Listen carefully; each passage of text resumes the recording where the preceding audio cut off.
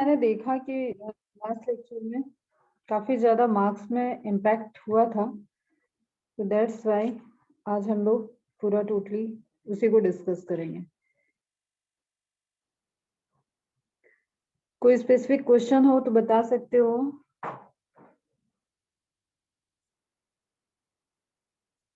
वरना one by one discuss करते हैं। जैसा बोलो, वन बाय वन देखते हैं। फास्ट जो भी आएगा कॉन्सेप्ट उसको वहां पे एक्सप्लेन करते हुए चलेंगे।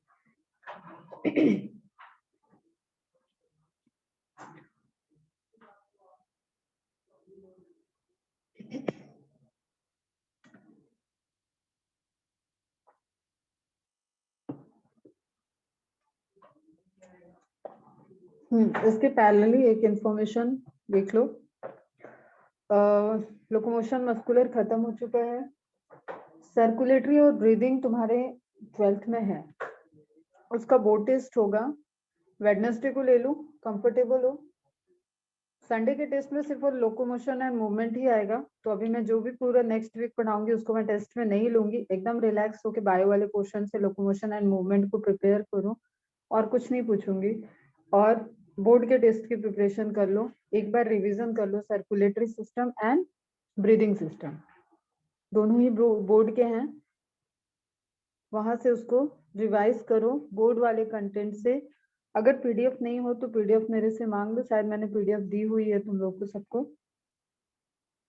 तो उस पोर्शन से होमवर्क में एक्सरसाइज को सॉल्व कर लेना, सब्जेक्टिव एक्सरसाइज को सॉल्व कर लेना होमवर्क में। एंड आज सैटरडे है, Sunday, Monday, Tuesday, Wednesday. Wednesday को टेस्ट रख लें, बोर्ड टेस्ट।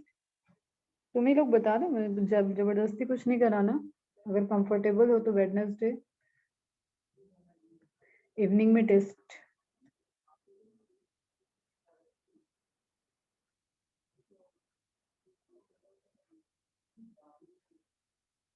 ओके, प्रिपरेशन है, ऑलरेडी है, उसको रिवाइज करो।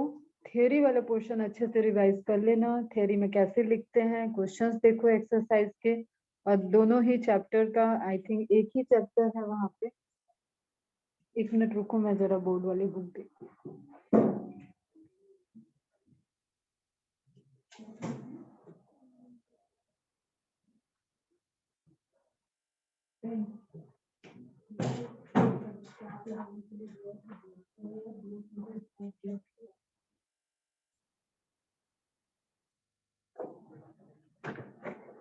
एक मिनट भी टाइम है।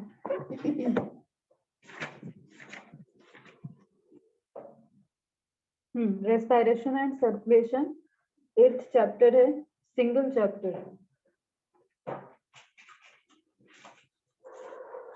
Plant growth and mineral nutrition का तुम लोगों ने दे दिया था। प्लांट वाटर रिलेशन का दिया था, किस चैप्टर का दिया था टेस्ट बेटा, एक बार मुझे बताना, भूल रही हूँ मैं थोड़ा। या दोनों दिया था, दोनों दिया था शायद ना, दोनों दिया था, दोनों का हो गया। ओके, तो 6th 7th का हो गया है। 8th चैप्टर का ओके बेटा, गुड। 8th चैप्टर का टेस्ट वेडनेसडे को रख रहे हैं हम, इवनिंग में रहेगा टेस्ट, छोटा पेपर रहेगा, एक ही चैप्टर है। तो फिर रहेगा कंट्रोल एंड कोऑर्डिनेशन, तो मंडे से अपना स्टार्ट हो जाएगा। जब भी ओवर हो जाएगा तो कंट्रोल एंड कोऑर्डिनेशन में न्यूरल एंड एंडोक्राइन दोनों होगा यहाँ पे, और दोनों को देखते हुए फिर वो एक टेस्ट तुम्हारा उससे रिलेटेड हो जाएगा। 182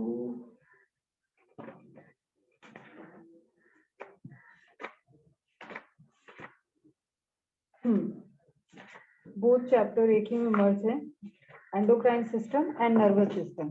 तो आप ये मान के चलो अगले 10 से 15 10 दिन में, हार्डली 10 से 12 दिन में कवर हो जाएगा आपका nervous system and endocrine system. तो उस वक्त हम लोग इसका नेक्स्ट टेस्ट डिसाइड करेंगे, मतलब अगस्त में। तो उसकी अभी बहुत ज्यादा बात नहीं करते हैं। बात ये है कि वेडनेसडे को आप दे रहे हो रेस्पिरेशन एंड सर्कुलेशन का बोर्ड टेस्ट। ओके, एक चीज ये लो।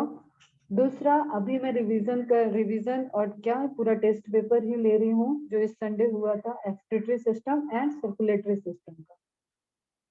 इससे रिलेटेड कोई भी डाउट्स हो बीच में तुम लोग पूछ भी सकते हो। थर्ड पॉइंट कि आप मस्कुलर एंड लोकोमोशन के एमसीक्यू सॉल्व कर लें एज सुन एज पॉसिबल, आप कर लें, मतलब मूवमेंट एंड लोकोमोशन का आप एमसीक्यूज कवर कर लें मॉड्यूल से। एंड उसके बाद आज ही हम एक्स्ट्रा पीडीएफ दे देंगे, तो जितनी जल्दी हो सके आप एक्स्ट्रा पीडीएफ पे आ जाएं। इसका कोई सेंस नहीं है कि इसको लास्ट मतलब नेक्स्ट सैटरडे तक आप करते रहो, इसका कोई मतलब नहीं है। छोटा चैप्टर है, कुछ और एडिशनल जो सेल साइकिल बायोमोलिक्यूल रोक रखा था उसमें से एक चैप्टर उठा लो, उसको कंप्लीट कर लो रिवीजन। स्मार्टली पढ़ा करो थोड़ा, क्लियर?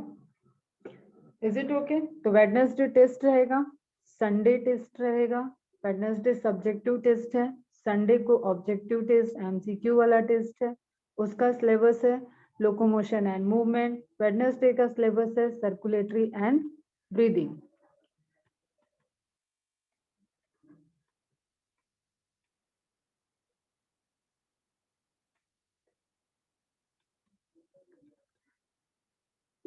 ओके बच्चा, क्लियर? तो चलो अभी आज का डिस्कशन देखते हैं। ये बात सबको समझ में आ गई? आई थिंक हार्डली इसको 2 दिन लगेंगे। आज आप संडे आप बफर डे रखा करो, जो भी 15 दिन में एक संडे जो विदाउट टेस्ट आपका रहता है उसको प्लीज प्लीज प्लीज उसको बफर डे रखा करो हमेशा, ताकि वो 15 डेज का आप पूरा एक क्लैरिटी हो, रिलैक्स भी रहा करो। जरूरी नहीं है कि उस दिन भी तुम 8 घंटे 10 घंटे की पढ़ाई करो, क्लासेस नहीं है, थोड़ा सा रिलैक्स रहा करो। थोड़ा सा मेडिटेशन योगा तो खैर तो डेली अगर कर सकते हो तो करना चाहिए, म्यूजिक वगैरह सुनो, डेली करो, ये तो थोड़ा बहुत साइड बाय साइड चलना चाहिए। प्लस संडे को रिलैक्स रहो और संडे को एक एनालिसिस करो कि ये जो लास्ट 15 डेज में हुआ है क्या वो मेरा सब कुछ कंप्लीट है। जो भी बैकलॉग्स है उसके लिए वो टाइम दो, सैटरडे आफ्टरनून से लेके संडे फुल डे। ओके, फिर अगर मंडे ट्यूसडे पढ़ते हो तो वेडनेसडे आई थिंक आराम से टेस्ट दे दोगे। वेडनेसडे का भी दिन होगा, 2 घंटे दिन में निकाल सकते हो, फिर लेक्चर वगैरह के बाद उस दिन आप टेस्ट दो। फिर आप ये अगर पैरेलली सॉल्व हो रहा था, मस्कुलर लोकोमोशन वाला पोर्शन अगर पैरेलली सॉल्व हो रहा है तो आज शाम तक इसके क्वेश्चन एमसीक्यू सॉल्व हो जाने चाहिए। आज का दिन तो दोगे, संडे रिलैक्स रहने के लिए बोला है, तो आज शाम तक इसके क्वेश्चन मॉड्यूल से हो जाने चाहिए। और एक्स्ट्रा पीडीएफ आप 10 20 25 क्वेश्चन ऐसे बस देखते हुए, जो बोन्स वगैरह के क्वेश्चन है जो आपसे सॉल्व होते हैं, बस एक बार रीड कर लिया, लिखा नहीं उससे रिलेटेड ज्यादा इंफॉर्मेशन और आगे बढ़ गए।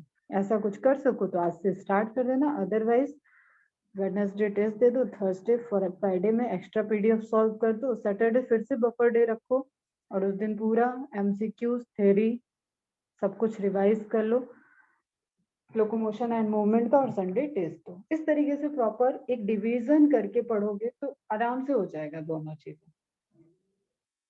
ओके, चलो अभी स्टार्ट करते हैं। फर्स्ट क्वेश्चन था the glomerulus along with the Bowman's capsule is called. पहला ही क्वेश्चन है none of the this. Okay, क्या होता है वो? Malpighian body, Malpighian corpuscles. Clear? That's why none of the this is also. Final capsule, column Bertini, Malpighian tubule तो होगा नहीं। एक मिनट ये ना,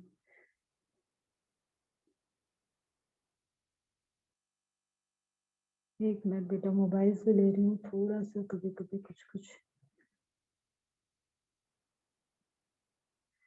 ओके, तो फर्स्ट का नन ऑफ दिस, किसी को डाउट है इसमें?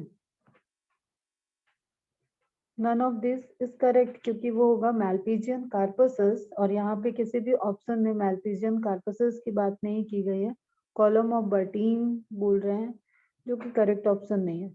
Which of the following is not the part of renal tubule?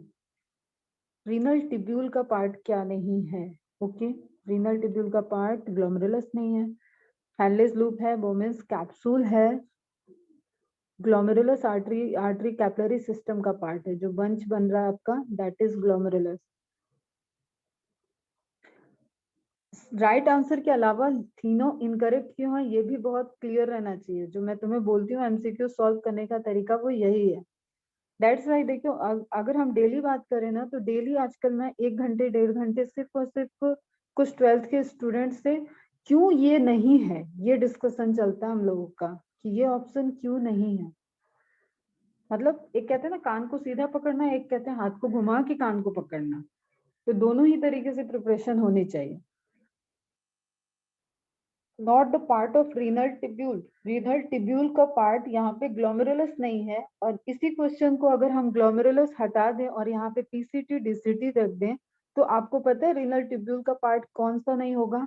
Same question को अगर हम मॉडिफाई करें, यहाँ पे हम ग्लोमेरुलस हटा दें ऑप्शन में, एंड अगर हम इसको चेंज कर दें पीसीटी से या डीसीटी से, तो बताओ कौन सा पार्ट नहीं है रीनल टिब्यूल का। बहुत स्मार्टली आंसर आना चाहिए। ग्लोमेरुलस को हटा दिया मैंने, ऑप्शन से ही हटा दिया, क्वेश्चन बदल दिया। Smart answer. इसका मतलब इस क्वेश्चन के साथ वो तीनों थे रीनल टिब्यूल का पार्ट, लेकिन जैसे ही मैंने क्वेश्चन बदला अब कोई एक है जो रीनल टिब्यूल का पार्ट नहीं है, क्योंकि 4 ऑप्शन में ही आपको सेलेक्ट करना है। यस बेटा, करेक्ट, वोमेन्स कैप्सूल। ठीक है, वोमेन्स कैप्सूल ट्यूबुलर रीजन का पार्ट नहीं है। तो एकदम स्मार्टली क्वेश्चन चेंज हो गया। Is it clear?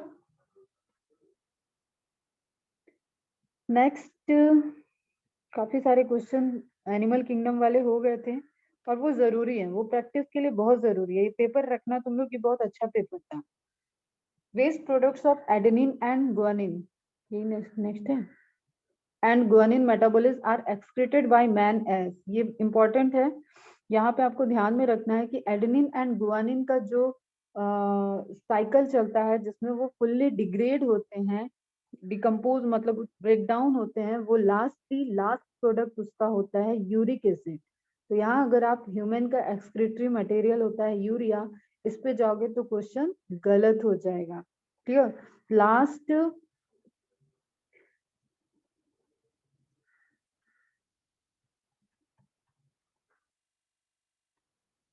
Product of adenine and guanine is, finally जो प्रोडक्ट बनता है वो होता है यूरिक एसिड। उस साइकिल का ज़ैंथोसाइन साइकिल होती है, बहुत डिटेल में आपको नहीं जानना है, बट उस यूरिक, ये क्वेश्चंस है, ये पीवाईक्यूज के क्वेश्चन है, आए हुए क्वेश्चंस हैं, और जब आप पढ़ोगे हायर में तो ये पूरी साइकिल भी आपको पढ़नी होगी, ऑर्निथिन साइकिल, ज़ैंथीन साइकिल, ये सारे साइकिल्स आपको पढ़ने होंगे। तो उसका जो एंड प्रोडक्ट है that is uric acid. That is not like कि आपको जो मैं एक कन्वर्जन बता रखा है कि अमोनिया, अमोनिया से यूरिया, यूरिया से यूरिक एसिड, जरूरी नहीं है कि इस पाथवे में ही सारा कुछ फॉर्म हो रहा है। जब एडेनिन और गुआनिन का ब्रेकडाउन होता है, डीएमिनेशन और एवरीथिंग, उसके बाद में जब उससे अमाइनो ग्रुप रिलीज करके प्रोडक्ट बनाया जाता है, that product is uric acid. And you know कि uric acid is also present in our urine, it is an excretory material. तो इस क्वेश्चन के साथ आपको ये एक्सप्लेनेशन पता होना चाहिए। Is it clear?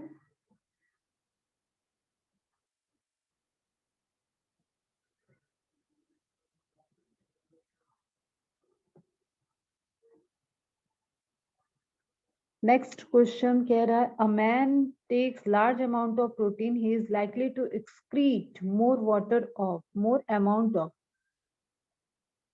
Urea and uric acid. ज्यादा प्रोटीन, ज्यादा ammonia amino acid break down होगा, ज्यादा अमाइनो एसिड होगा उसके बॉडी में, तो उसको मोर यूरिन में एक्सक्रीटरी प्रोटीन्स बढ़ेंगे, डीएमिनेशन होगा। दैट्स वाई उसके जो फॉर्मेशन होगा वो again urea and uric acid.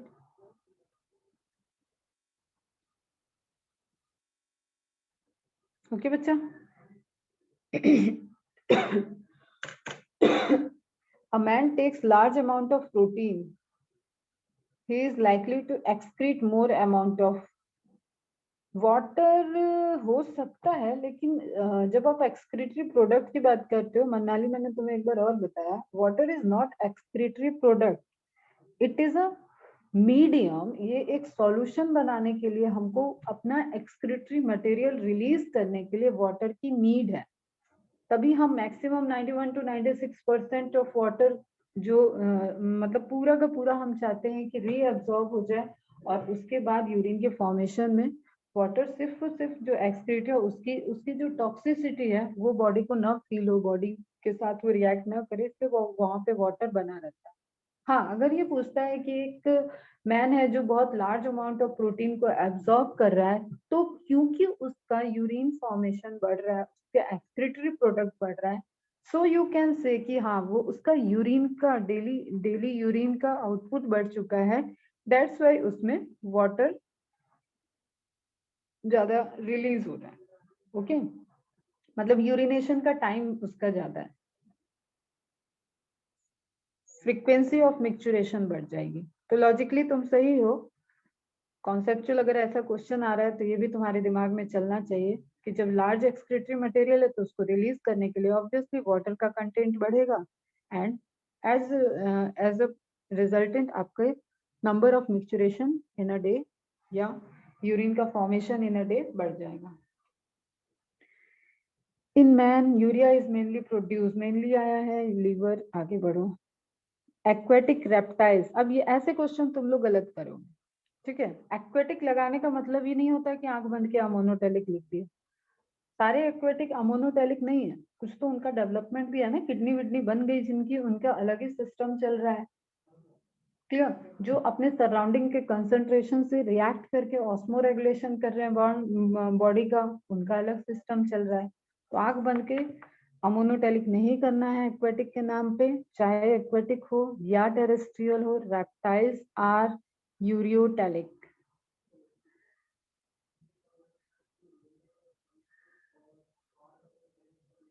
Is it clear?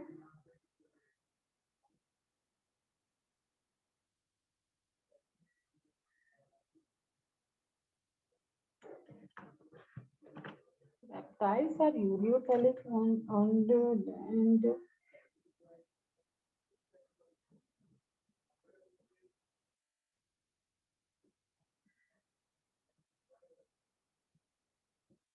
ठीक है, पॉइक्लोथर्मिक होंगे।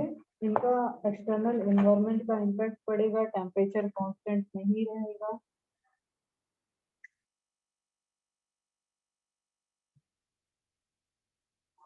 जस्ट अ मिनट बेटा।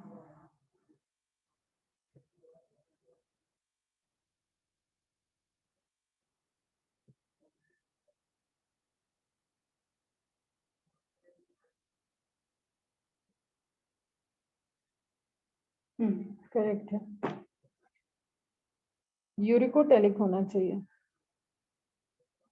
ये स्पेलिंग गड़बड़ है। Ureotelic uricotelic, uricotelic ureotelic. Peptides आ जाएंगे तुम्हारे यूरिकोटेलिक में।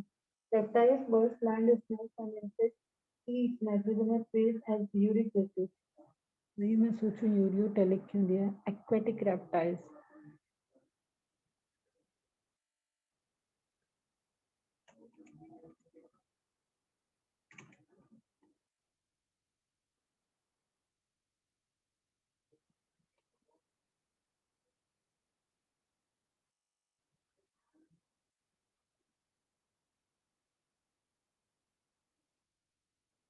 रेप्टाइल्स के लिए यूरिकोटेलिक याद रखो, ये जहां तक है मुझे स्पेलिंग एरर है, थर्ड ऑप्शन जाएगा uricotelic.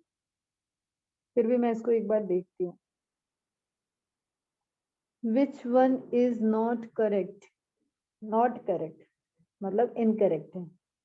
Which one is not correct मतलब इनकरेक्ट है। व्हेल मछली सीधी, व्हेल मछली आपका अमोनोटेलिक में नहीं होता। मराइन, मराइन जो है वो अमोनोटेलिक नहीं है, बोनी फिशेस अमोनोटेलिक है।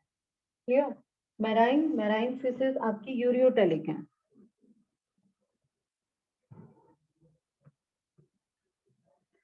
Which of the following animal does not excrete nitrogen as urea? Urea, tadpole. देखो यहाँ पे आपको एक याद रखना है, क्योंकि पहले फ्रॉग भी सिलेबस में था, क्वेश्चन ऐसे पूछे जा सकते हैं। यहाँ पे आपको वेरिएशन है, जो लार्वल स्टेज है वो अमोनोटेलिक है, जो एडल्ट स्टेज है वो यूरियोटेलिक है। ये क्वेश्चन ध्यान में रखना, मतलब ये पॉइंट ध्यान में रखना, ये चाहे जिस तरीके से पूछे। ओके,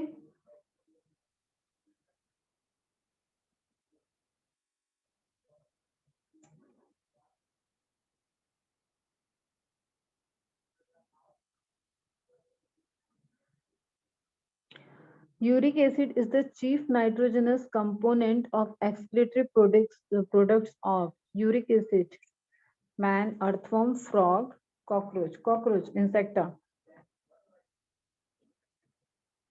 थर्ड ऑप्शन करेक्ट है.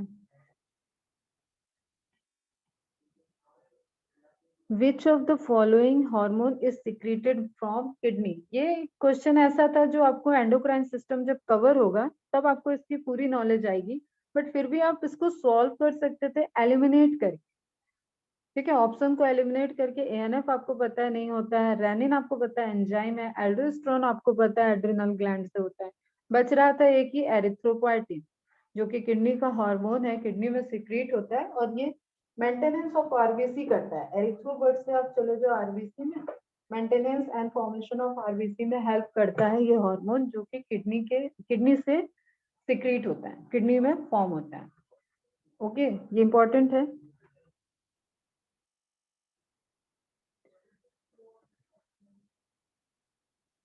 देन है द अपीयरेंस ऑफ एल्बुमिन. बताओ तो एल्बुमिन की कैरेक्टरिस्टिक्स क्या है? What is albumin? एल्बुमिन क्या है?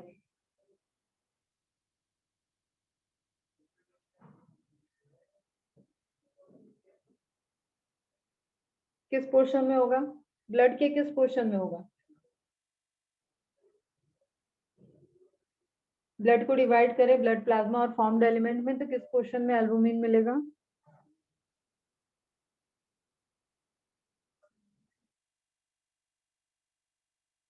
ऑस्मोटिक प्रेशर का मेंटेनेंस करेगा, करेक्ट. जीएफआर को रेगुलेट करेगा. ओके, समझे. रिजल्टेंट प्रेशर के लिए ऑन्कोटिक प्रेशर वाला. Yes, okay, correct. Blood plasma का पार्ट होता है and it is the larger proteins है. अब क्या कह रहे हैं? The appearance of albumin in the urine में एल्बुमिन आ रहा है, इसका सीधा सा मतलब है कि काम तो किडनी का खराब हो रखा है. Clear? Is most likely due to, अब ऑप्शन देखते हैं. इंक्रीज इन ब्लड प्रेशर तो भी नहीं जा सकता एल्बुमिन, क्योंकि वो फिल्ट्रेशन की जो 3 लेयर है आपकी कैपिलरी की, वो एल्बुमिन को क्रॉस नहीं होने देंगे. Decrease in blood osmotic corpuscles, कोई सेंस नहीं है उसका. Damage to the Malpighian corpuscles हो सकता है. Damage to the PCT, PCT के डैमेज की तो बात ही नहीं है. पीसीटी क्या कर रहा है? पीसीटी तो कंसंट्रेट फिल्ट्रेट को लेके आगे प्रोसेस करने के लिए हैंडलेस लूप की तरफ बढ़ा रहा है. तो पीसीटी से तो एज इट इज कुछ है नहीं. हाँ, ये ऑप्शन हो सकता है. क्लियर? मैल्पीजियन कार्पसस मतलब ग्लोमेरुलस और बोमेंस कैप्सूल का जो फिल्ट्रेशन वाला यूनिट है, यहाँ पे कोई डिस्टरबेंस है, यहाँ पे कुछ फंक्शन प्रॉपर नहीं हो रहा है. सिर्फ और सिर्फ उसी केस में हो सकता है कि एल्बुमिन ट्रांसपोर्ट होके यूरिन में आ रहा है, मतलब फिल्ट्रेट का पार्ट बन रहा है. समझ में आया है सबको?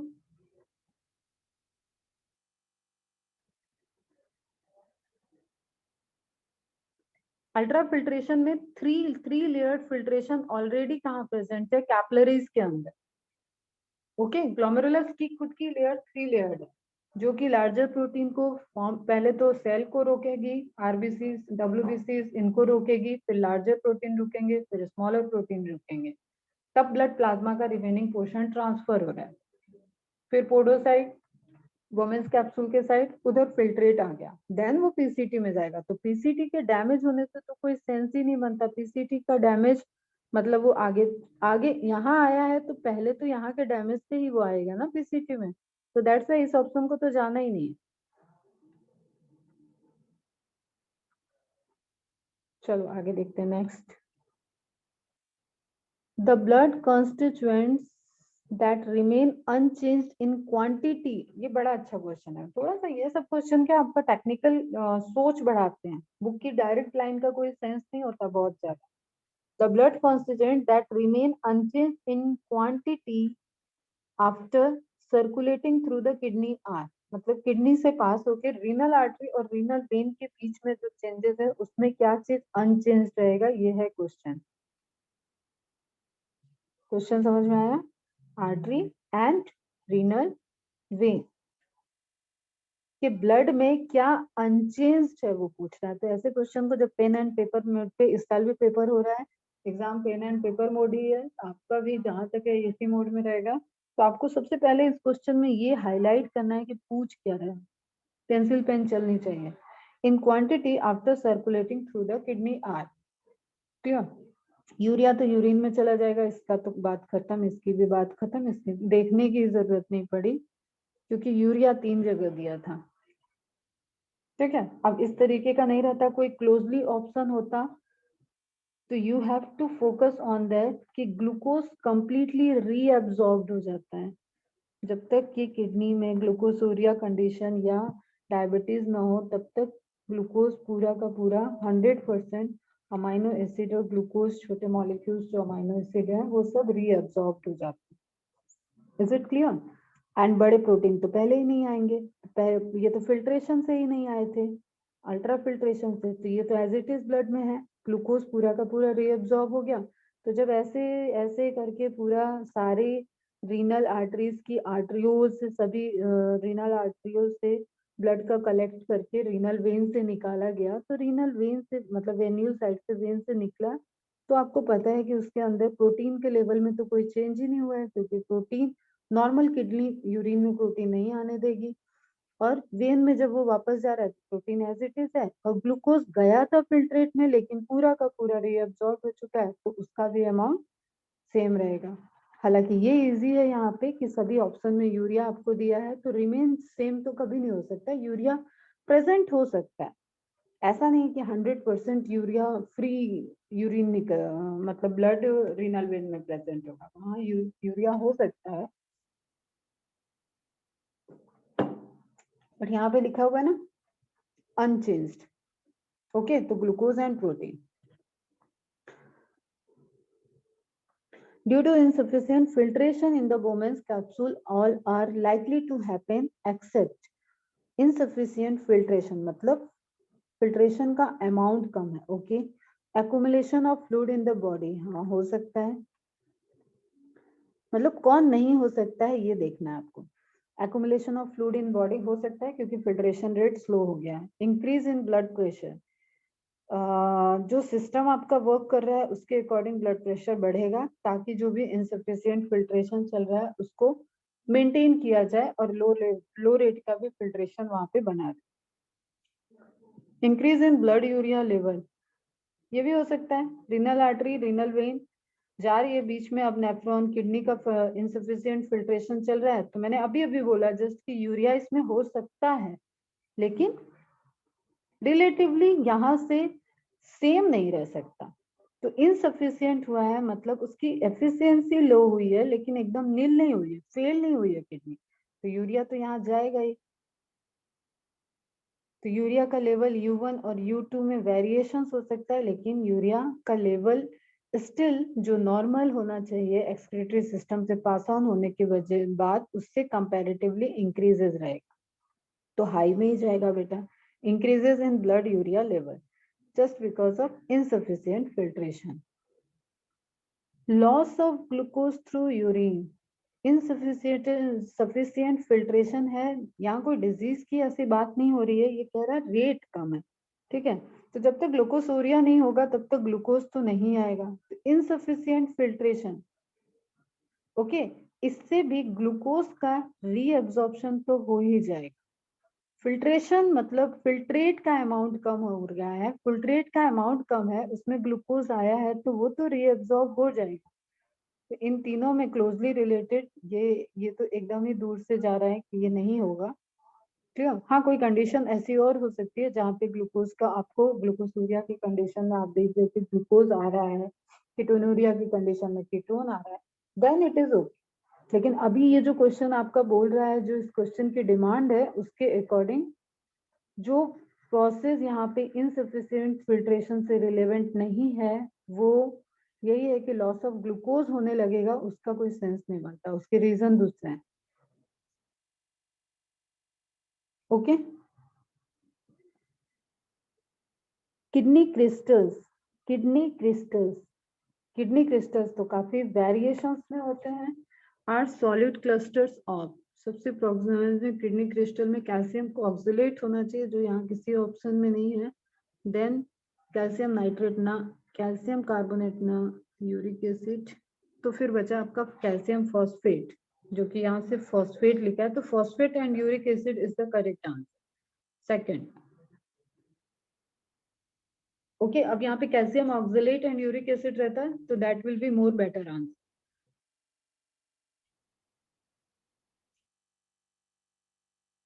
The glomerular filtrate consists of urea, sodium chloride, fibrinogen. पहले में प्रोटीन आ गया, कट करो. Glucose, amino acid, urea, oxytocin, calcitonin. Cut both A and B. पहले ही हमने कट किया, तो बचा क्या? Urea, glucose, salt and water. Yes correct है.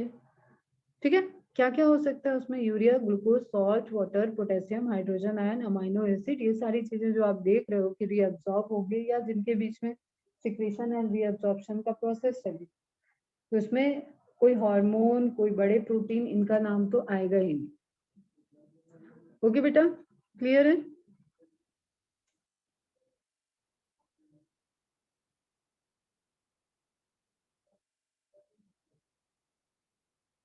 रीजन समझो. क्वेश्चन सॉल्व कराना बड़ी बात नहीं है. जो हम इंफॉर्मेशन साथ में हम लोग डिस्कस कर रहे हैं, मैं भी तुम लोगों की तरह ही कर रही हूँ. पहली बार देख रही हूँ ऐसा लग रहा है, और सच में देख ही पहली बार रही हूँ. Column of Bertini in the kidney of mammals are formed. Column of Bertini मतलब दो मॉड्यूला के बीच में, मॉड्यूलरी पिरामिड के बीच का जो स्ट्रक्चर है वो पूछ रहा है. अब देखो, देखते हैं किस टर्म में पूछता है. Medulla into cortex. ना बाबा, कॉर्टेक्स इंटू मेडुला हो सकता है. ओके, नेक्स्ट ऑप्शन ही वही है, cortex into medulla. Medulla into pelvis, कतई नहीं. Pelvis into ureter. तो second option is correct, cortex into medulla. कोई कंफ्यूजन ही नहीं है इसमें. तो नेक्स्ट देखते हैं.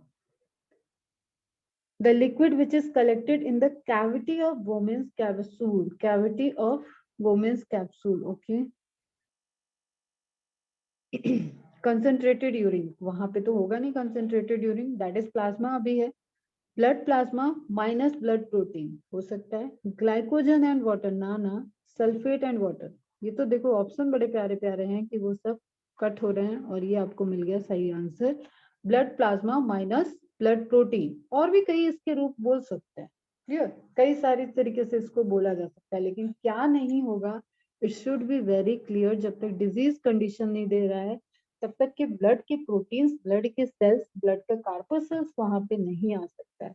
और ये बोमेंस कैप्सूल लोकेशन दे रहा है, और वो भी कैविटी ऑफ बोमेंस कैप्सूल बोल रहा है. इट मीन्स कि अभी तो वहां यूरिन का फॉर्मेशन हुआ ही नहीं है. That is simply filtrate. ठीक है, जिसमें आरबीसी, डब्ल्यूबीसी, ब्लड प्रोटीन्स, ये सारी चीजें नहीं होंगी.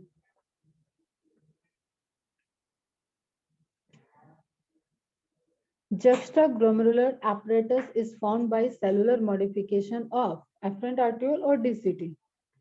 फर्स्ट ऑप्शन ही करेक्ट है इसका.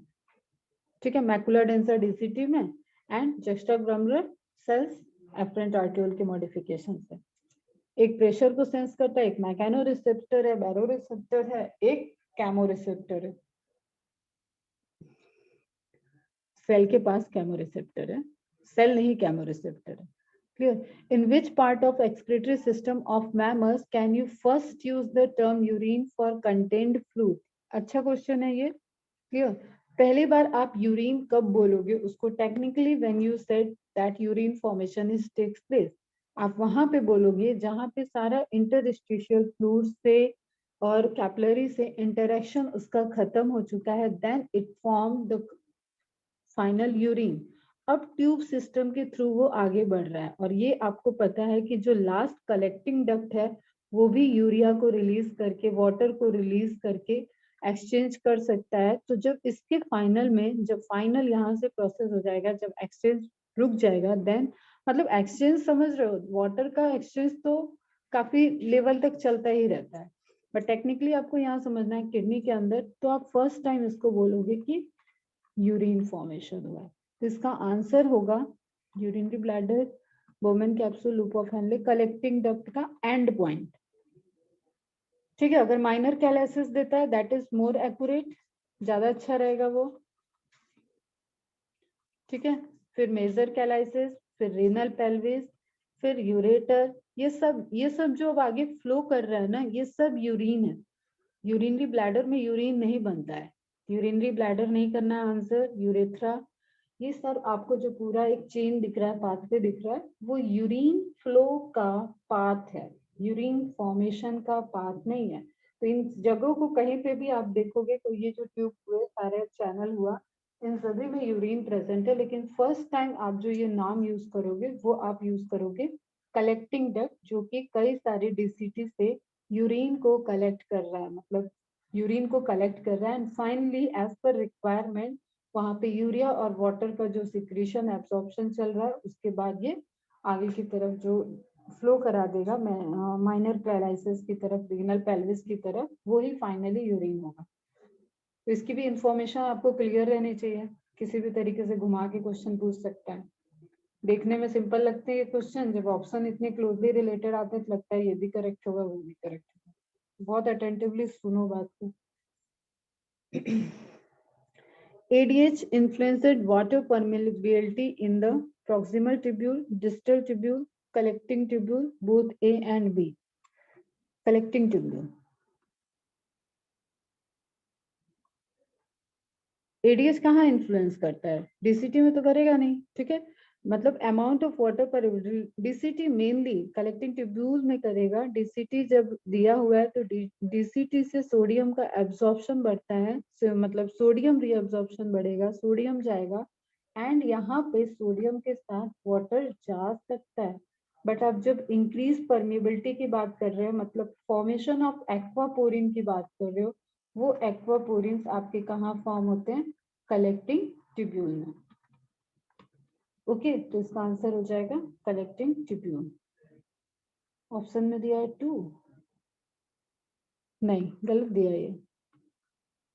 कुछ कह रहे हो क्या? कंफ्यूजन है यहाँ पे? आंसर की रॉन्ग है बेटा।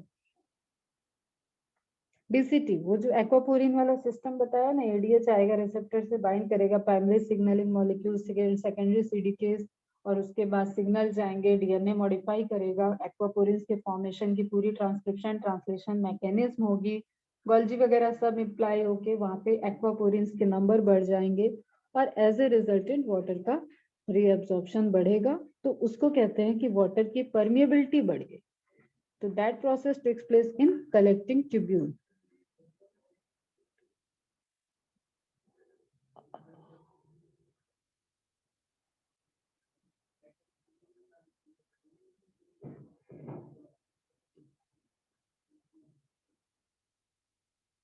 The plasma resembles its composition to the filtrate produced by the glomerulus, except the presence of plasma resembles its composition to the filtrate produced by the glomerulus। फिर से वही है, सीधी सी बात, प्रोटीन। जो चेंजेस हैं दोनों में वो यहाँ पे सेल और प्रोटीन की है। तो जब तक और टफ नहीं कर रहा है आपको, तब तक ध्यान रखना है प्रोटीन और सेल का जो भी ऑप्शन दिया है वो दोनों में डिफरेंस है। क्या फिल्ट्रेट में नहीं है? सिंपली आपको ये ध्यान में रखना है फिल्ट्रेट का पार्ट क्या नहीं है, वही आपका आंसर हो जाएगा। When a person is suffering from poor renal reabsorption, then which of the following will not help in the maintenance of blood volume? When a person is suffering from poor renal reabsorption, then which of the reabsorption proper नहीं चल रहा है, following will not help in the maintenance of blood volume? Decrease glomerular filtration. एक minute बेटा, decrease glomerular filtration. Suffering from poor renal, then which of the following will not help in the maintenance of blood volume? Decrease glomerular filtration, which will not help in the maintenance of blood volume. Poor reabsorption चल रहा है, मतलब water add नहीं हो रहा है तो blood volume कम होगा। Okay, decrease glomerular filtration, decrease हो जाएगा तब तो और भी गड़बड़ है। Increase ADS secretion, increase ADS secretion, लेकिन वो सफर है पुअर रीनल रीअब्जॉर्प्शन से, तो एडीएस तो रीअब्जॉर्प्शन को बढ़ा देगा, तो ये कर सकता है, करेगा, हेल्प करेगा। विल नॉट हेल्प पूछा है। Decrease arterial pressure in kidney, ये भी जीएफआर, इससे जीएफआर बढ़ रहा है, इससे जीएफआर बढ़ रहा है। Increase arterial pressure in kidney, okay, एक तो यहाँ पे जो ये दो दे दिया इन्हीं में कुछ है। Decrease arterial pressure in kidney, decrease arterial pressure in kidney, इससे तो जीएफआर घट जाएगा। Increase arterial pressure in kidney, increase arterial pressure से जीएफआर बढ़ेगा। पुअर रीनल रीअब्जॉर्प्शन है तो उसको कंटेंट आपको बढ़ाना होगा। तो increase arterial pressure in kidney, अगर आपने आर्टेरियल प्रेशर को बढ़ाया तो किडनी में पुअर रीनल रीअब्जॉर्प्शन है। देखो बेटा, दो तो मैंने क्यों इनकरेक्ट कर दिया, मतलब जो कंसीडर ही नहीं होंगे, क्योंकि यहाँ पे दो ऑप्शन आपको एक दूसरे के एंटागोनिस्टिक मिल गए, या तो ये होगा या तो ये होगा। अब यहाँ पे क्योंकि विल नॉट हेल्प पूछा है, इसका मतलब बाकी तीन हेल्प करेंगे अगर उसका रीनल एब्जॉर्प्शन रीअब्जॉर्प्शन पुअर है और उसके ब्लड वॉल्यूम प्रॉपर मेंटेन करने के लिए क्या क्या हेल्प करेगा।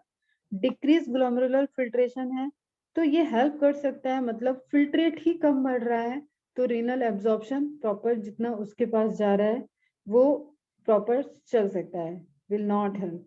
Okay, increase ADS secretion GFR को बढ़ा देगा, ये भी हेल्प करेगा। Decrease arterial pressure in kidney, decrease arterial pressure अगर बढ़ा घटाएंगे तो कोई सेंस ही नहीं बनता, लेकिन हाँ उससे ये हम कह सकते हैं कि पुअर रीनल रीअब्जॉर्प्शन है उसका, क्योंकि ये डिजीज वाली कंडीशन दे रहा है, ये आप बढ़ा नहीं सकते हो। समझना है हमें कि ये डिजीज की कंडीशन है, ये हमारा नॉर्मल रेगुलेशन यहाँ पे वर्क नहीं करना है, ये इसका कंडीशन है इस क्वेश्चन का। नॉर्मल रेगुलेटरी सिस्टम यहाँ पे वर्क नहीं कर रहा है, क्लियर। वो कितना भी करेगा तो भी उसके अंदर जो डिजीज है उससे रीनल एब्जॉर्प्शन रीअब्जॉर्प्शन पुअर हो चुका है। तो decrease arterial pressure in kidney, ठीक है, ये उसको सपोर्ट करेगा कि उसका फिल्ट्रेट कम जाए, तो जो जा रहा है उतना वहां पे रीअब्जॉर्प्शन का धीरे धीरे मैकेनिज्म चलेगा। Increase arterial pressure in kidney, increase arterial pressure in kidney मतलब आर्टरी का प्रेशर बढ़ा दिया तो उससे तो ब्लड का फिल्ट्रेट ज्यादा बनेगा, ब्लड का फिल्ट्रेट ज्यादा बढ़ेगा, लेकिन रीअब्जॉर्प्शन का तो कोई उससे भी सॉल्यूशन नहीं होगा, ठीक है, वो आगे चला जाएगा। क्या कह रहे हो तुम लोग, क्या कह रहे हो? मनाली जी कह रही है मैम जब आर्टरी कॉन्स्ट्रिक्ट होगी तब तब बीपी हाई सो जीएफआर हाई ना। हाँ बेटा, ये नॉर्मल रेगुलेशन है, लेकिन हम डैमेज ट्यूबुलर सिस्टम की बात कर रहे हैं, वो ऑलरेडी उसका डैमेज है, पुअर रीअब्जॉर्प्शन है। तो अगर देखो वो रीअब्जॉर्प्शन पुअर है, अगर आपने सब बढ़ा दिया तो उसका जो फ्लो है वो उसके अंदर आएगा और उससे ब्लड का वॉल्यूम तो मेंटेन नहीं हो पाएगा ना, क्योंकि देखो इंक्रीज आर्टेरियल प्रेशर, देखो जो थ्योरी कहती है ना, एक मिनट रिकॉल कराती हूँ मैं तुम्हें थोड़ा, सब लोग थोड़ा ध्यान से सुनना, अच्छा क्वेश्चन है ये। जो रेगुलेट करा रहा है, रेगुलेशन में क्या हो रहा है, इफरेंट आर्ट्रियोल का डायमीटर कम कर देते हैं, एफरेंट आर्ट्रियोल का, नॉर्मली भी इफरेंट आर्ट्रियोल से ज्यादा होता है डायमीटर, मतलब ब्लड लाने वाले का डायमीटर ज्यादा है कंपैरेटिव टू ब्लड ले जाने वाले का, क्लियर। तो इसका डायमीटर ज्यादा है, इसका कम है, तो इसका जो नैरो रेंज है उससे यहाँ पे फिल्ट्रेशन रेट बढ़ता है। अब ये कह रहे हैं कि इसको भी कॉन्स्ट्रिक्ट करा दें, कॉन्स्ट्रिक्ट कराएंगे मतलब वैसो कॉन्स्ट्रिक्शन कराएंगे तो इसका प्रेशर बढ़ जाएगा, इसका प्रेशर बढ़ेगा तो यहाँ पे जीएफआर बढ़ेगा, जीएफआर बढ़ेगा तो पुअर रीनल रीअब्जॉर्प्शन है, पुअर रीनल रीअब्जॉर्प्शन है तो वाटर यहाँ पे उसके ज्यादा आएगा।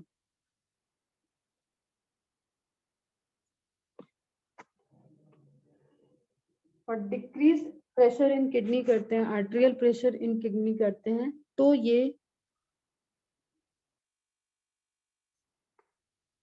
यही होना चाहिए, इसका सी होगा बेटा, इसकी भी आंसर की गलत है। Decrease arterial pressure in kidney, decrease arterial pressure अगर किडनी में हुआ तो जो फ्लो है वो स्लो चलेगा, स्लो चलेगा तो पुअर रीनल रीअब्जॉर्प्शन आल्सो उसका अफेक्टेड हो चुका है, तो जो भी चीजें जा रही हैं वो स्लोली रीअब्जॉर्ब होती रहेंगी, लेकिन उसका चांसेस ये नहीं है कि उससे blood volume will not help in the maintenance of blood volume.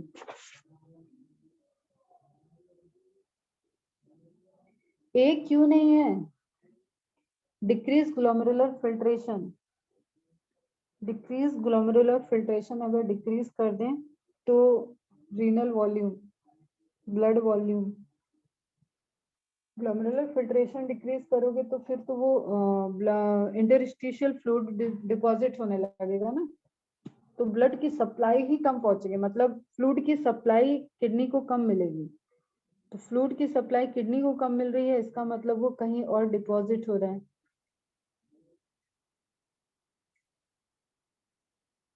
और वो ब्लड में वॉल्यूम फिर हाई रहेगा।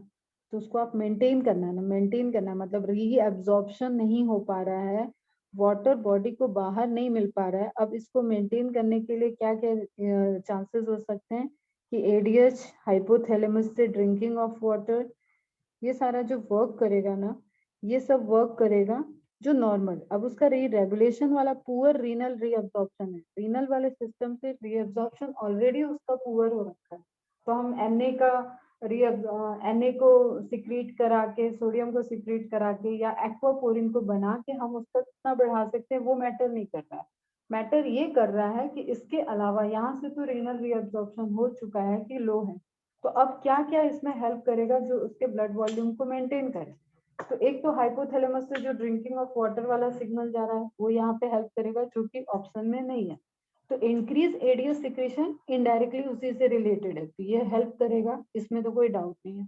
डिक्रीज ग्लोमेरुलर फिल्ट्रेशन से नहीं होगा हेल्प, क्योंकि डिक्रीज ग्लोमेरुलर फिल्ट्रेशन है तो अगेन जो रेट है, जो फ्लूइड आ रहा है वही कम हो जाएगा। जो फ्लूइड कम आ रहा है तो उसको मेंटेन करना पॉसिबल नहीं होगा, वो ब्लड में वॉल्यूम हाई चला जाएगा। फिल्ट्रेट से रीअब्जॉर्प्शन वाले पोर्शन में नहीं जाएगा, ऑलरेडी वो हाई रहेगा। इंक्रीज एडीएस सिक्रीशन, ये तो होगा, मेंटेन करेगा। डिक्रीज ग्लोमेरुलर फिल्ट्रेशन हाई रहेगा तो वो भी जो रीअब्जॉर्प्शन है उसको मेंटेन कर गया है ना, पॉजिटिव कर दिया। ग्लोमेरुलर फिल्ट्रेशन कम हो रहा है, फिल्ट्रेट कम बन रहा है, मतलब फ्लूइड आपका ब्लड में ज्यादा है, तो ये तो पॉजिटिव हो गया, इसमें कोई डाउट नहीं है, इसमें भी कोई डाउट नहीं है। Decrease arterial pressure in kidney, arterial pressure को डिक्रीज किया जाएगा तो फिल्ट्रेशन रेट वही 55 mg वाला mg वाला जो प्रेशर है, वो वाले प्रेशर को कह रहे हैं कि कम किया जाएगा, तो ऑब्वियसली रिजल्टेंट कम हो जाएगा, फिर तो उससे आपका जीएफआर कम होगा। जीएफआर कम होने से हम जीएफआर कम करके हम कैसे रीअब्जॉर्प्शन वाली कमी को दूर कर सकते हैं।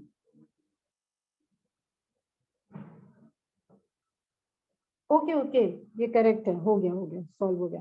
जीएफआर कम करके हम कर सकते हैं ना, जीएफआर कम हो रहा है मतलब फिर से वो फिल्ट्रेट कम बन रहा है। सुनो, फिल्ट्रेट कम बन रहा है, फिल्ट्रेट कम बन रहा है तो रीअब्जॉर्प्शन की बात ही नहीं है। डिक्रीज आर्टेरियल प्रेशर से फिल्ट्रेट कम बना, मतलब ये फर्स्ट वाला ही ये भी जस्टिफाई कर रहा है इसको कि ब्लड का लेवल, फ्लूइड का लेवल ब्लड में मेंटेन है। क्लियर। लेकिन अगर आपने इंक्रीज आर्टेरियल प्रेशर कर दिया तो ये तो इंक्रीज कर गया, जीएफआर को इंक्रीज कर देगा, तो जो वाटर है वो आ रहा है आपका फिल्ट्रेट में, फिल्ट्रेट में वाटर आ रहा है तो पुअर रीअब्जॉर्प्शन है, पुअर रीअब्जॉर्प्शन है तो ये डायूरेटिक कंडीशन हो जाएगी, यूरिन का फॉर्मेशन डाइल्यूटेड होगा, डाइल्यूटेड यूरिन इस केस में बन रही हो। Is it clear? That's why fourth वाला किसी भी कंडीशन में मेंटेन नहीं कर पाएगा। देखो सीक्वेंस बैठाना पड़ा, मेरा तो बैठ गया, तुम लोग को समझ में आया या नहीं आया? समझ में आई बात?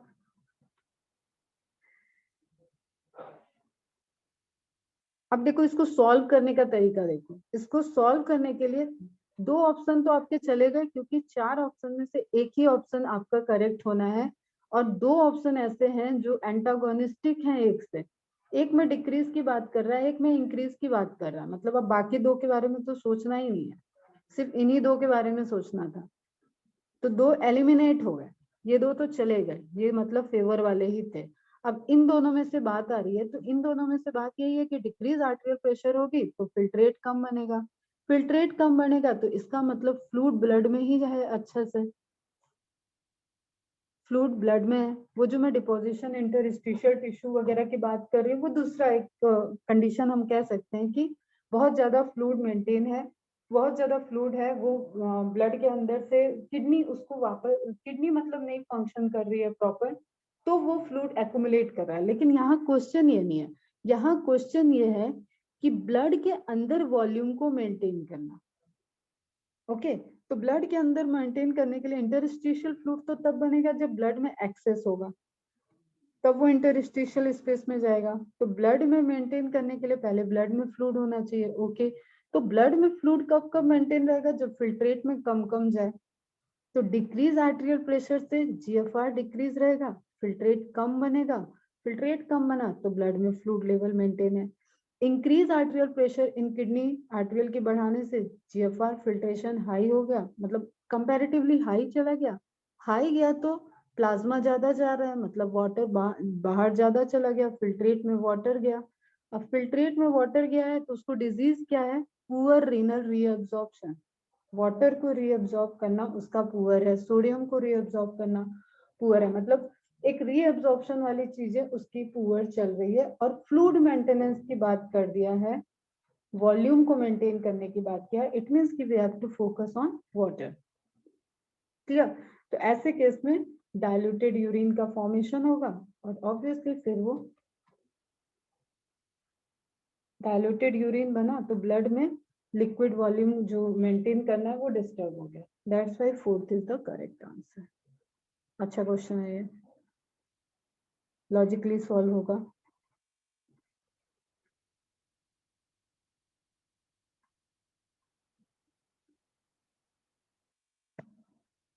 कितने क्वेश्चन हुए भाई? ओ बाबा, अभी 22 ही हुए। In distal convoluted tubule, मतलब DCT of nephrons, sodium reabsorption requires energy. Secretion of potassium ions does not require energy. Energy तो रिक्वायर्ड होगी। Water reabsorption required energy, water reabsorption की तो कहानी बहुत बात की। Ammonia is secreted, secretion ammonia ये तो नहीं होगा। सोडियम रिक्वायर्स एनर्जी, क्योंकि आप जो नीचे देखे थे वो पैसिव ट्रांसपोर्ट था, और जो आप असेंडिंग लिम्ब में देख रहे हो ऊपर के साइड वो था एक्टिव एब्जॉर्प्शन, एक्टिव एब्जॉर्प्शन हो रहा था, एक्टिव ट्रांसपोर्ट हो रहा था। एंड उसके बाद डीसीटी आएगा, एंड डीसीटी से जब सोडियम का रीअब्जॉर्प्शन सेलेक्टिवली, मतलब एज पर रिक्वायरमेंट बढ़ाना होगा, तो वहां पे एनर्जी यूज होगी। तो Na sodium reabsorption requires energy, first option is correct. Which of the following is totally reabsorb, हो गया ये डिस्कस ऑलरेडी कि ग्लूकोज पूरा टोटल रीअब्सॉर्ब रहता है, हो जाता है। इसलिए कंसंट्रेशन की जो बात हुई थी कि रिमेन्स सेम, उसमें ग्लूकोज को लिया गया था, तो उस क्वेश्चन से ही रिलेटेड है। Part not belonging to uriniferous tubule, uriniferous tubule से जो पार्ट नहीं बिलोंग करता है, ग्लोमेरुलस, ग्लोमेरुलस, ठीक है। ट्यूब्यूल पूछ रहा है, फिर से वही है, PCT, DCT, Henle's loop and collecting duct. Answer की फिर गलत है यहाँ पे, ग्लोमेरुलस होगा बेटा। इसको बोलती हूँ आदित्य को कि मुझे फ्राइडे को पेपर दे दिया करो, इस बार तो मुझे पेपर मिला ही नहीं, डायरेक्ट तुम ही लोगों ने पेपर दिया। Reabsorption of chloride ions from glomerular filtrate is in uriniferous tubules occurred by, ये तो डिफ्यूजन होगा सिंपली। तो भी देखो, अगर आपको ये नहीं समझ में आता है तो भी आप यहाँ पे ऑस्मोसिस तो कट करो, क्योंकि वाटर है, ऑस्मोसिस तो सिर्फ वाटर के मूवमेंट को, ब्रोनियन मूवमेंट से मतलब ही नहीं है। एक्टिव ट्रांसपोर्ट क्यों होगा, जब आप पीसीटी ग्लोमेरुलस फिल्ट्रेट के बाद आप बात कर रहे हो रीअब्जॉर्प्शन की, तो बेटा वहां पे तो कंसंट्रेशन हाई गया होगा। हाई कंसंट्रेशन से लो कंसंट्रेशन की तरफ अगर मूव करना है तो इसमें आपको कोई सेंस ही नहीं बन रहा है। अब ये सिंपली यहाँ पे जो ऑप्शन है उसके accordingly passive transport is more suitable, but यहाँ पे जो दिया हुआ है दैट इज डिफ्यूज।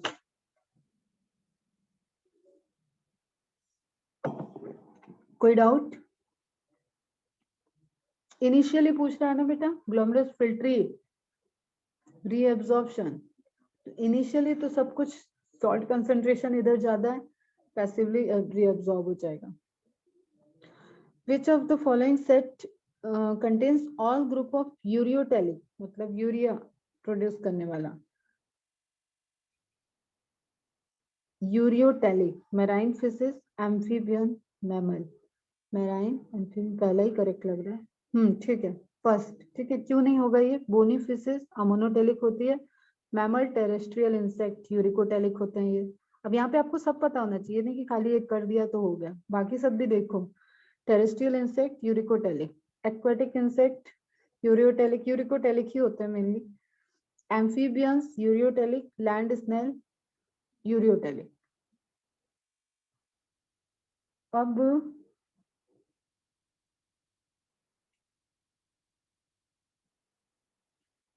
नहीं, लैंड स्नेल्स यूरिकोटेलिक होते हैं। ये सब एनसीईआरटी के एग्जाम्पल हैं।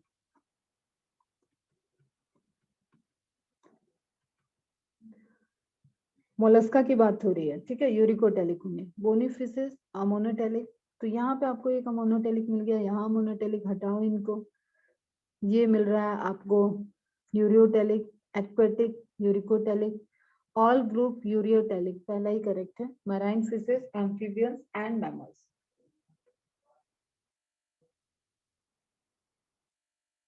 क्लियर है बेटा? नहीं कंप्लीट होगा आज, कोई बात नहीं, मैं इनका एक रिकॉर्डेड लेक्चर बना दूंगी, मैं तुम लोग को ट्रांसफर कर दूंगी रिकॉर्डेड, परेशान मत होगी।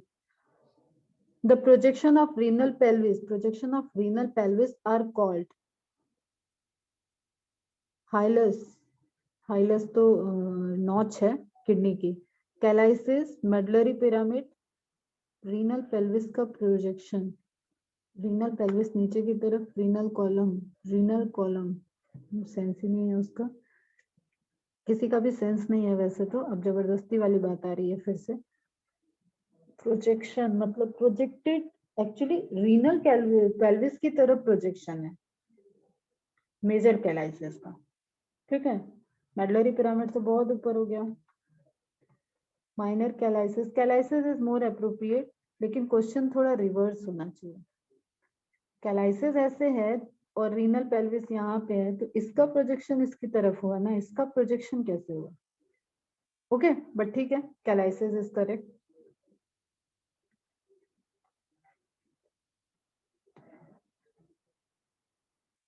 नेक्स्ट है main function of kidney is, main function of kidney is passive absorption, ultra filtration, selective reabsorption, both B and C. Ultra filtration है ही मेन और सेलेक्टिवली रीअब्जॉर्प्शन कर रहा है, both B and C correct है। In man the two kidneys lie, ये तो बड़ा अच्छा क्वेश्चन है, इजी क्वेश्चन है। Left at higher level and right one lower, right kidney at a higher, left one is higher, left side ऊपर होता है और राइट साइड लोअर होता है। Vasa recta are peritubular capillaries around loop of Henle, third option. Clear है? नहीं है, रुकना तो नहीं है इन पे। वासा रेक्टा स्ट्रक्चर बस सिंपल डायरेक्ट है। पेरिट्यूबुलर कैपिलरीज, पूरी कैपिलरीज जो एफरेंट आर्टरियोल से है उसके बाद से सारी कैपिलरीज को आप पेरिट्यूबुलर कैपिलरीज कह रहे हो, और vasa recta is same hairpin loop के साथ जो उसके पैरेलली चल रही है उसको आप वासा रेक्टा बोलते हो, तो डायरेक्ट आंसर है loop of Henle. GFR would be decreased by construction of the efferent arteriole, increase करता है। अब देखो यहाँ पे आपको बाकी पता होना चाहिए कि बाकी सब क्या रिलेवेंट है इंक्रीज से, ताकि जैसा अभी इंक्रीज डिक्रीज वाला था वैसा कुछ ट्रिकी क्वेश्चन हो तो आप क्लियर सोच सको उसमें। कंस्ट्रक्शन ऑफ एफरेंट आर्टरियोल, इसका डायमीटर अगर कम कर दिया गया तो यहाँ पे GFR बढ़ जाता है। And increase in efferent arteriole pressure, इससे भी GFR बढ़ेगा। Compression of renal capsule, compression मतलब साइज रीनल कैप्सूल का डैमेज हो रहा है या कंप्रेस हो रहा है, ओके ठीक है, देखते हैं। An increase in renal blood flow, increase in renal blood flow तो सेम वही है, GFR बढ़ेगा। कंप्रेशन मतलब कोई डिस्टरबेंस है रीनल कैप्सूल में, वोमेन्स कैप्सूल का कोई पोर्शन अगर कंप्रेस्ड हो गया है, डैमेज हो रहा है, तो उस केस में GFR डिक्रीज हो जाएगा। तो मतलब स्ट्रक्चरल डैमेज की बात कर रहे हैं, तो third one is accurate. Duct of Bellini, duct of Bellini, duct of Bellini तुम लोग अगर नोट करना हो तो शायद मैंने ये इंफॉर्मेशन दी नहीं है। This is the second name of collecting duct.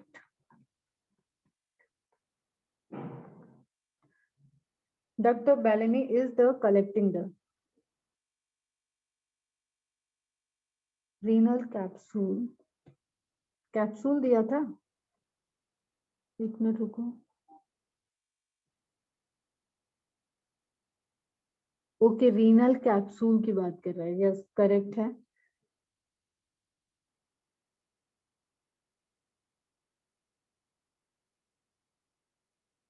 Renal capsule में डिप्रेशन मतलब पूरा का पूरा किडनी का डिप्रेशन, तो ये पूरा ओवरऑल जीएफआर की बात कर रहा है, would be decreased bye compression of renal capsule, तो मतलब किडनी के स्ट्रक्चर में, फिर तो बात बाहर चली गई, नेफ्रॉन नहीं, किडनी के स्ट्रक्चर में डिस्टरबेंस है, और किडनी के स्ट्रक्चर में डिस्टरबेंस है तो ऑब्वियसली अंदर number of neurons and everything will be compressed, it is a disease condition, और उससे आपका क्या होगा, पूरा का पूरा जीएफआर डिक्रीज होगा, क्योंकि बाकी सारे जितने भी हैं वो इंक्रीज वाले पैरामीटर हैं।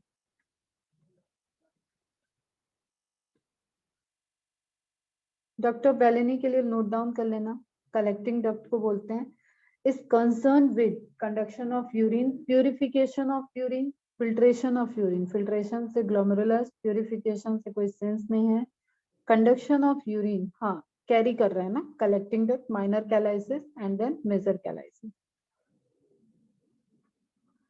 Which of the following is directly responsible for increasing glomerular blood pressure? अच्छा क्वेश्चन है ये, बहुत अच्छा क्वेश्चन है, डायरेक्टली पूछा है तो मोर अप्रोप्रिएट वाली कहानी आएगी। Responsible for increasing glomerular blood pressure and hence GFR. Blood pressure पे कौन वर्क कर रहा है, ब्लड प्रेशर पे कौन वर्क करता है, रेनिन तो कन्वर्जन पे वर्क करता है, तो रेनिन को कट करो, ANF एंटागोनिस्टिक है, ANF को कट करो, एल्डोस्टेरोन सोडियम के एब्जॉर्प्शन पे बचा आपका एंजियोटेंसिन। ठीक है, समझ में आना चाहिए, मतलब क्यों है क्या है, क्योंकि एक क्वेश्चन से 5 क्वेश्चंस बन जाते हैं आराम से बेटा, इसलिए पेपर डिस्कशन वाला सेशन होना चाहिए। ये सिर्फ ये मतलब नहीं है कि आपको आपने कर दिया दैट इज ना, मैं पढ़ के करा रही हूँ तुम्हें कि मैं देख लूं पहले से क्वेश्चन और मैं प्रिपेयर होके लिख के बैठी हूँ तुम्हें करा रही हूँ, लॉजिकली हम सॉल्व कर रहे हैं ना, जितना लॉजिक लगेगा ये क्वेश्चन सही है या नहीं है, क्यों सही है क्यों नहीं है, सब कुछ डिस्कशन होना चाहिए। और जो कोर्स खत्म होने के बाद जो आपका एडिशनल क्लासेस चलेगा ना, जो हेल्दी क्लासेस, मुझे जो सबसे ज्यादा पसंद है दैट इज दिस पोर्शन, मुझे ये बहुत पसंद है। आप 10 क्वेश्चन डिस्कस करो, लेकिन उस 10 क्वेश्चन के कॉन्सेप्ट बहुत स्टूडेंट भी इंटरेक्ट करे, टीचर भी इंटरेक्ट करे, और वो बहुत प्रोडक्टिव सेशंस होते हैं। चलो 5-10 मिनट और देखते हैं, उसके बाद के रिकॉर्ड कर देंगे। Urine contains how much of water, ये होता है 91 to 96% की रेंज होती है, जो नियर बाई आपको दिख रहा है दैट इज 96%, करेक्ट है। रेंज लिख लो, शायद लिखवाया है मैंने, 91 to 96% यूरिन में वाटर का कंटेंट। 95 आएगा तो भी करेक्ट है, इस क्वेश्चन के according 96 is correct.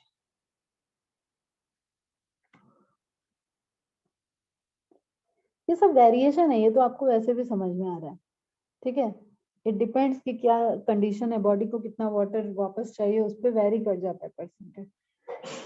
Which regulates, class का टाइम हो गया, समझ क्लास का टाइम हो गया, पेपर बंद करो, हो गया कंप्लीट पेपर,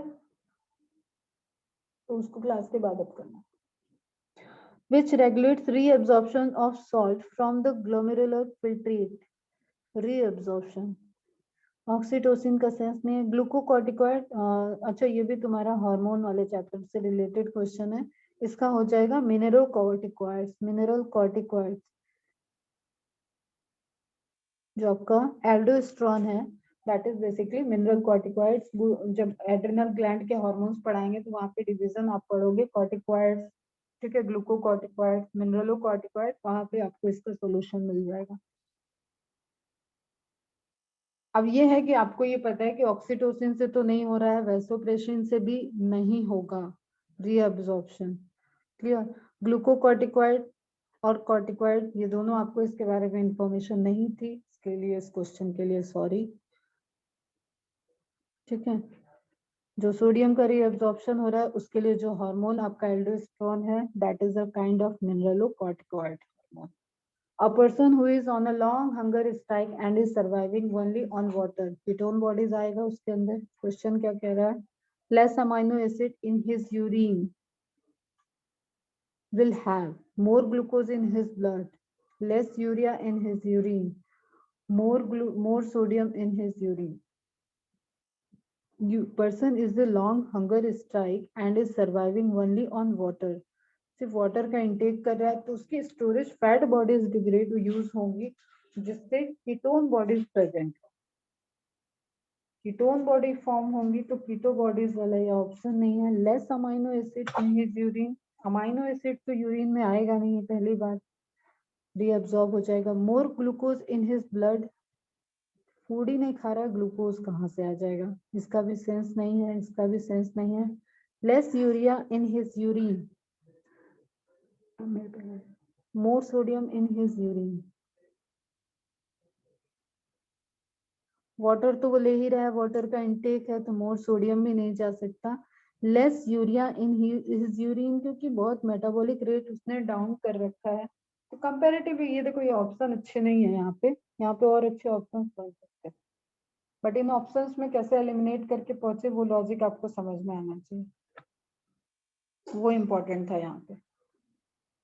अमाइनो एसिड ना, मोर सोडियम ना, क्योंकि वाटर का अमाउंट है, सोडियम रीअब्जॉर्प्शन हो जाएगा। More glucose in his blood ना, बेटा फूड ही नहीं खा रहा तो ग्लूकोज कहाँ से आएगा। बचता है less urea in his urine, that is comparative. Okay, clear?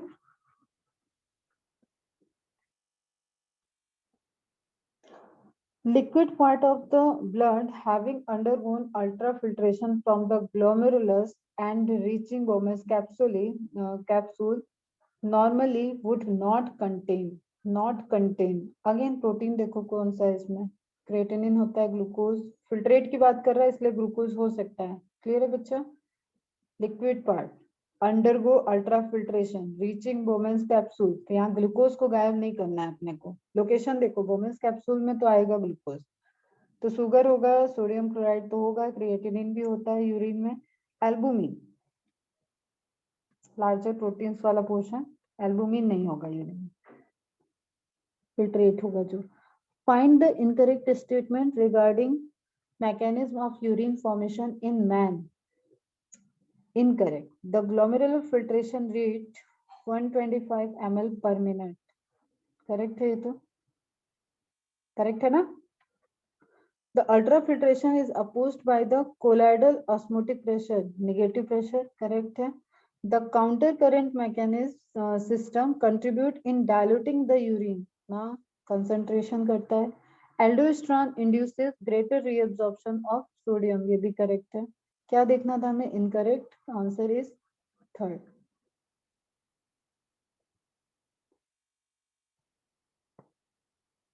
Other function perform by the kidney apart from excretion, ये डायरेक्ट एनसीईआरटी का है और ये क्वेश्चन जब आया था तब भी डिबेट हुआ था। Osmo regulation is the correct answer and but it is a part of excretory system. ठीक है, osmo regulation.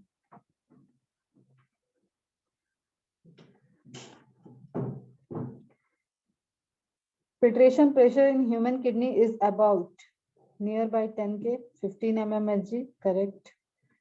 Presence of glucose in urine is called, ये क्वेश्चन बढ़िया है, इसमें आपको जाना ही नहीं है डायबिटीज पे, क्योंकि जो प्रेजेंस ऑफ ग्लूकोज है दैट इज ग्लूकोसूरिया। तो बच्चे अगर डायबिटीज इंसिपिडस करते हैं, मेलाइटिस करते हैं तो वो गलत कराएंगे,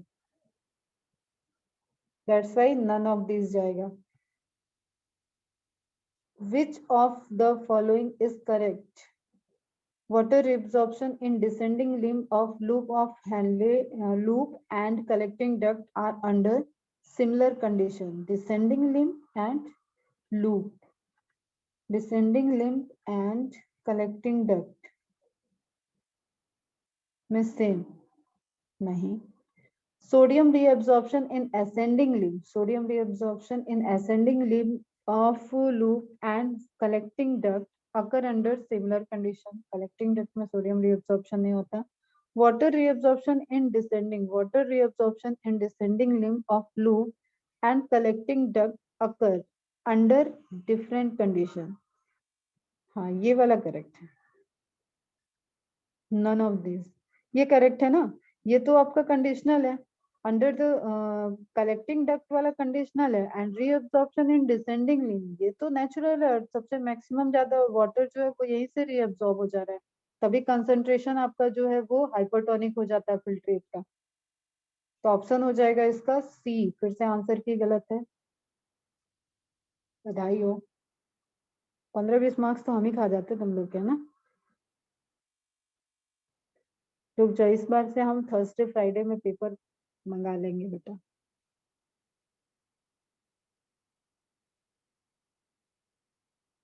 diameter of the renal efferent vessel is. चलो लास्ट क्वेश्चन है ये. रीनल एफरेंट वेसल एफरेंट से हायर होगा, लार्जर होगा. C is correct. ये ऑलरेडी डिस्कस हो गया आज. Excretory product of mammalian embryo are eliminated by. जो कनेक्शन है फीटस और मदर के बीच में दैट इज प्लेसेंटा.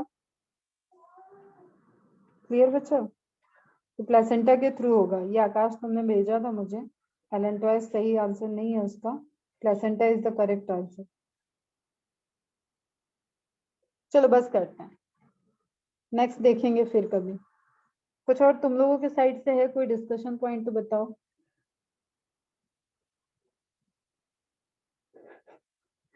हाँ ना. कौन कौन है क्लास में. एलम बेटा, तुम्हारे मैंने शीट चेक किया, पूरा प्रॉपर एनालिसिस समझ में आई मुझे. कुछ डिस्कस है उसमें तो करते हैं. बाकी 45 क्वेश्चंस की मैं वीडियो बना दूंगी. छोटे छोटे वीडियो बनाती हूँ, कल शाम तक पूरी बना दूंगी. 10-10 क्वेश्चन की बना देते हैं. आकाश कोई डाउट. केतकी, ईशा, मनाली, 5 बच्चे तो पढ़ाई कर रहे हैं. और मंडे से बी रेडी. न्यूरल सिस्टम आने वाला है. सबसे मजेदार, सबसे कॉम्प्लिकेटेड, सबसे इंटरेस्टिंग. एलेंटोइस गलत है बेटा. पढ़ाऊंगी, एम्ब्रियो पढ़ाऊंगी ना, तब तुम्हें ये समझ में आएगा. ह्यूमन रिप्रोडक्शन के लास्ट वाले पोर्शन में जब फीटल डेवलपमेंट पढ़ाएंगे तो वहां पे समझ में आ जाएगा. चलो बाय बाय. ठीक है, अब तुम्हें समझाना पड़ेगा एलेंटोइस क्या होता है, एमनियोटिक फ्लूइड क्या होता है. तो वो सब अभी पढ़े ही नहीं हो तो बात करेंगे उस पर. अभी बस इतना समझो कि मदर और फीटस के बीच में जो कनेक्शन बनाता है, जहाँ पे बहुत हाई अमाउंट में ब्लड वगैरह सब, उससे जो न्यूट्रिएंट है वो ट्रांसपोर्ट होता है, वो प्लेसेंटा अम्बिकल कॉर्ड के थ्रू बेबी तक जाता है. एंड बेबी से जो भी वेस्टेज है वो उसी के थ्रू, प्लेसेंटा के थ्रू मदर के एक्सक्रीटरी सिस्टम से फाइनली एक्सक्रीट होता है. चलो बाय बेटा.